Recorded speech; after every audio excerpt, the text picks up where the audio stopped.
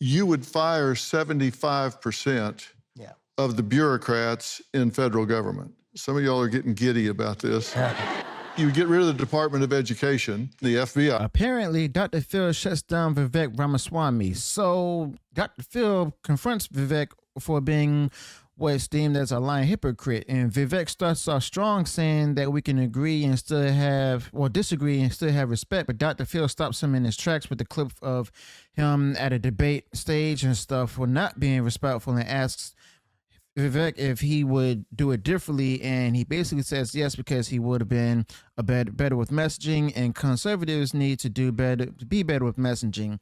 Now, quite frankly, whether you're left or right, either way, you gotta be better with messaging. So Dr. Phil is having this discussion, or which maybe it's coming up as a debate and everything, where Dr. Phil confronts Vivek Ramaswamy over these things. So we're going to see this clip here from the Dr. Phil Primetime Show with Dr. Phil and Vivek, and with audiences being in shock as well. So be sure to let me know what you think about this whole discussion with Dr. Phil and Vivek, and let me know your thoughts about this in the comments below. And also be sure to subscribe to the channel, click the bell notification, so that way you're notified if future uploads and updates. So we're going to get into this whole discussion between Dr. Phil to see what Dr. Phil has to talk to Vivek about and where it's going to lead to. It actually proved to be an effective strategy early on in the presidential campaign.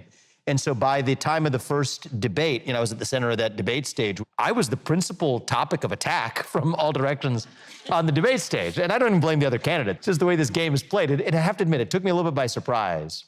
But the beauty of this country is we still can disagree deeply and still respect each other and, dare I say, be friends with our fellow citizens at the end of it. Well, you've been accused of being an instigator and doing it just to get attention to your point of view.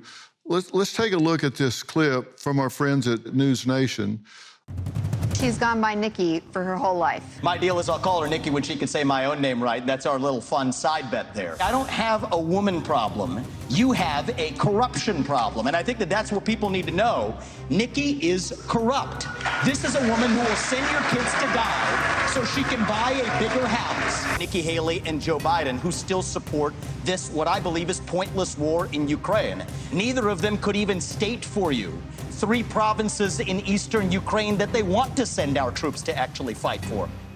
Look at that. I mean, she has no idea what the hell the names of those provinces are, but she wants to send our sons and daughters and our troops and our military equipment to go fight it.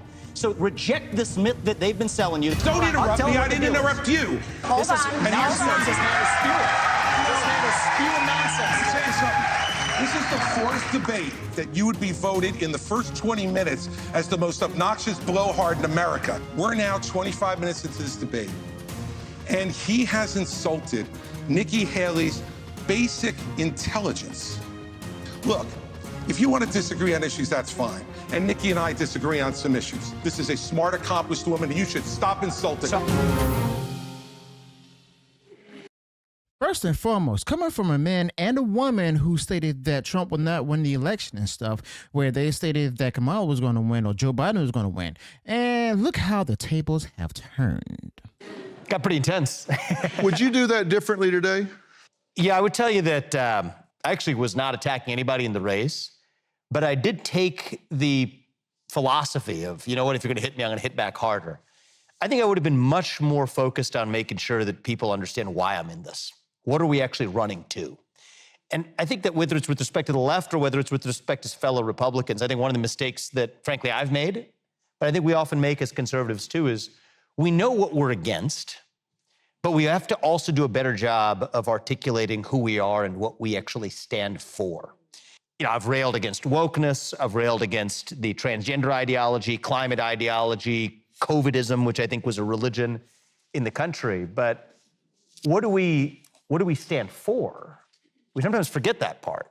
And for me, the thing that guided me into the race in the first place is my core conviction. We stand for the value of the individual, the family, the nation, and God. And that beats race, gender, sexuality, and climate if we have the courage to actually stand for it. And so I think that I owe it to the people we're aiming to lead to do a better job of that. You said faith, patriotism, and hard work were core values that you thought were really important. instead of what you just listed, COVIDism and all of these things. Those things seem to really resonate with American people, regardless of which side they were on. I think that's true. We have this myth of national division, and I call it a myth intentionally because at the time I started the race, I believed that we were really divided as well. It's what you get if you're fed by the media or your social media algorithms. Speaking of those algorithms, they don't just prey on children, they prey on all of our most base instincts to click on something more quickly than the next thing. But it's at the same time, like the conservatives have been getting better with the messaging or at least, those who are a part of the MAGA community. You see, Trump seems to be basically definitely got better with his messaging where he was straightforward and stuff. Yes, he might have said some things that a lot of people didn't like, but at the same time, he was able to prove himself as worthy of being president as well as being a president again, because first time around, he did say some things that actually got a lot of voters who were angry with Republicans as is and stuff, said things and started making promises and stuff, even though he wasn't able to fulfill all the promises because of the fact that he had like a lot of key establishment figures in his first administration. He was still able to get things done. And then came, he's coming forth with the second term and stuff as for the seventh president, where he's got a lot of non-establishment figures in his administration. Now, it seems to me that, not only is he voted on based on his proven policy before, but also people seeing that, how he was able to fix an economy and restore the economy and make them better off. And they go ahead and see how things were under Biden. And it shows here that Vivek Ramaswamy and Dr. Phil are discussing on things that, showing how the party itself got better with this messaging than it did like years ago. Basically breaking away from the establishment as well as going ahead and focus more on people rather than the corporations. And I think what I realized being in rooms like this where there's no TV screens or social media algorithms in the air between us is that actually 80% of this country shares the same value set in common.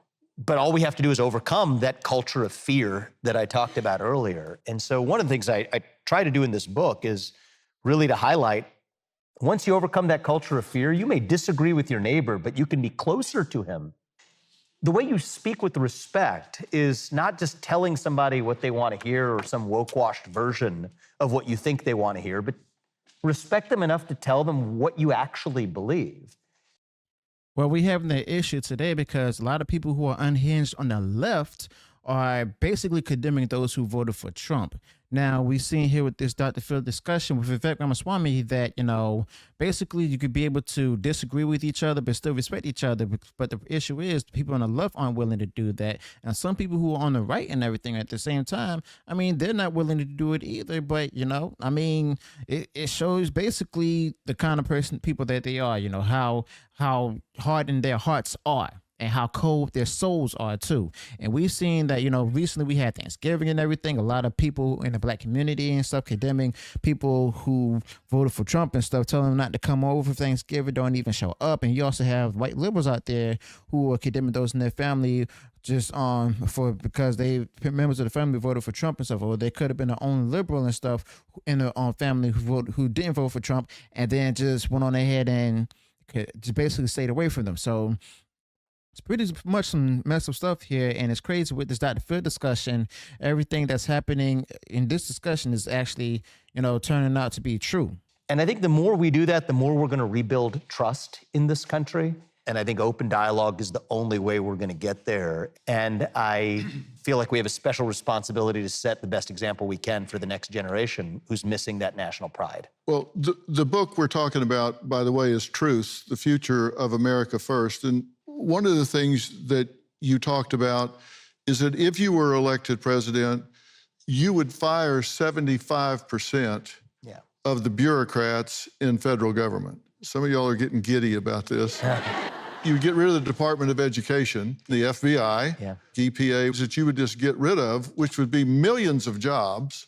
Would there be unintended consequences if you did that? Not saying you shouldn't, but... No, yes, there would be. That's the honest truth. Because the way I look at it is, so I'm going to draw the analogy from the conversation we were just having about free speech. So in the realm of speech, think about it in this way. One risk is that you say too much and you offend people. I did a lot of that during the presidential campaign. That's one risk. The other risk you could take is that you're really careful with what you say, but you don't say enough. You censor yourself too much. There's good and bad about both. But right now, I think the risk that we ought to take is the one that unfilters yourself and just says what you have to say in the open. And sometimes you're going to step on some landmines, but I think that's the risk you have to take today in America. Similarly, when it comes to reforming the federal government, And that's interesting because of the fact that, you know, that's about to happen now. We're going to get more into the details about that later. one risk is you don't cut enough fat. The other risk you're going to take is you take the risk of cutting too much, so much fat that you also cut some muscle, but you're willing to do it because you think that's what the country requires. That's the risk I'm willing to take. And you know what? If we overcut too much and we need to build something back up, I'd rather do that on a clean scaffold rather than the really corrupt fourth branch deep state that operates and really runs the show of the US government today. If I favor doing one thing in the United States of America, it's this. It's to dismantle the nanny state in all of its forms. Dismantle the entitlement state, which has fueled this culture of victimhood that has spread across the country like an epidemic.